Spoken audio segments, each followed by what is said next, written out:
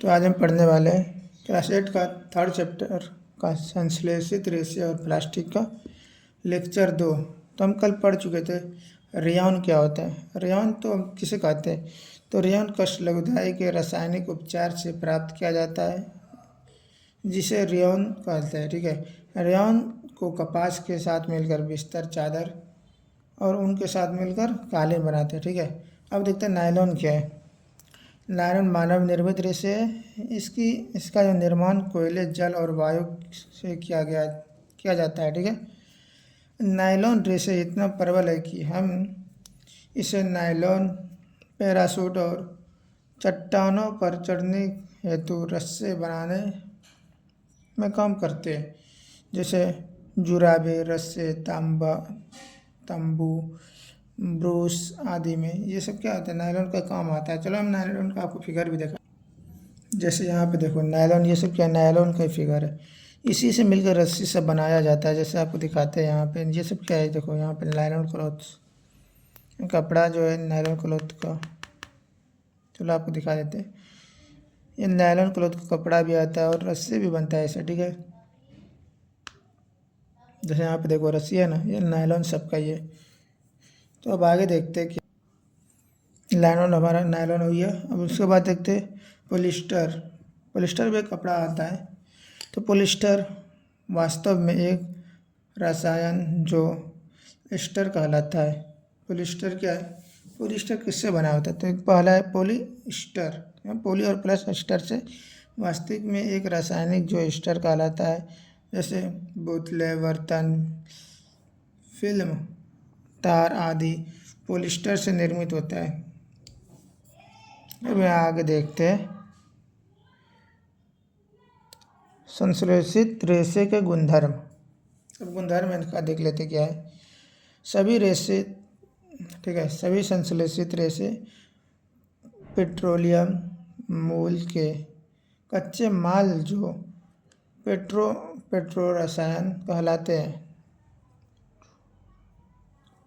फिर से हम पढ़ लेते हैं। ठीक है, संश्लेषित रेशे के गुणधर्म क्या है। सभी संश्लेषित रेशे पेट्रोलियम मूल के कच्चे माल जो पेट्रो रसायन कहलाते हैं।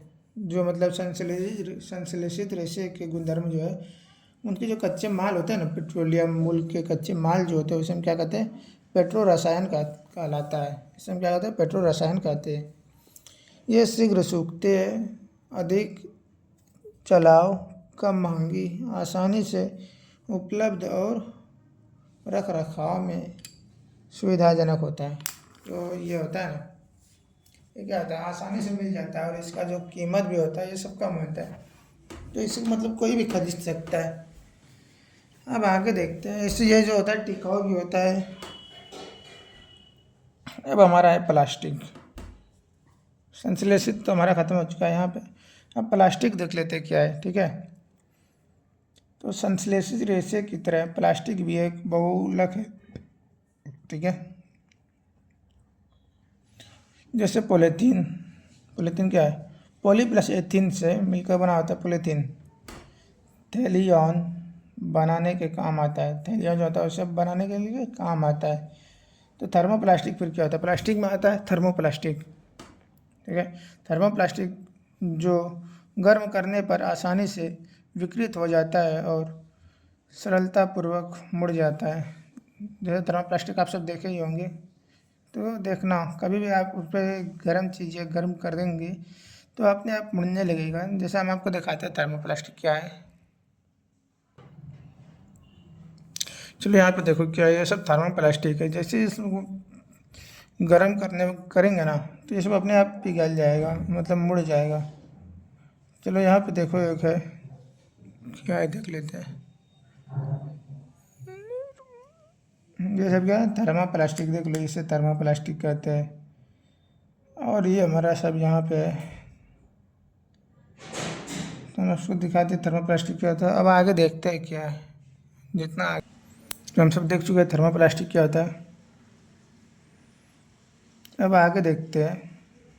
ठीक है, थर्मोप्लास्टिक तो हम सब देख लिए कहाँ पे क्या होता है। कुछ थर्मोप्लास्टिक ऐसे होते हैं जिन्हें एक बार पहुँच गए। पहले यहाँ देखो, थर्मोप्लास्टिक जो गर्म करने पर आसानी से विकृत हो जाता है और सरलतापूर्वक मुड़ जाता है, उसे हम थर्मोप्लास्टिक कहते हैं। मुड़ जाता है, ठीक है, थर्मोप्लास्टिक। तो ऐसा ही होता है, उनका गुण बताया आपको। उदाहरण पॉलीथीन और पीवीसी